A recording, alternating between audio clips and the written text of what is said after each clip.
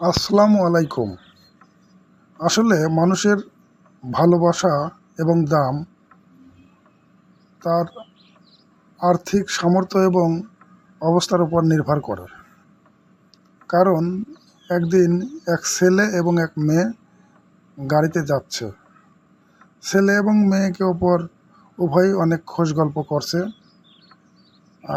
কিছু সময় পর ছেলে মেয়েটাকে জিজ্ঞেস করলো, আপনার ফ্যামিলিতে কি কাজ করে?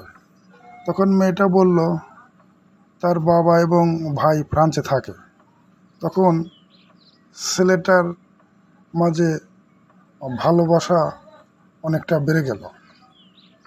কিছুক্ষণ পর মেয়েটা বলছে ওই ছেলেটাকে, ভাই সত্যি কথা বলতে কি, তার বাবা এবং ভাই দিনমজুরের কাজ করে। তখন দেখা গেল ভালোবাসা আস্তে আস্তে কমতে শুরু করে।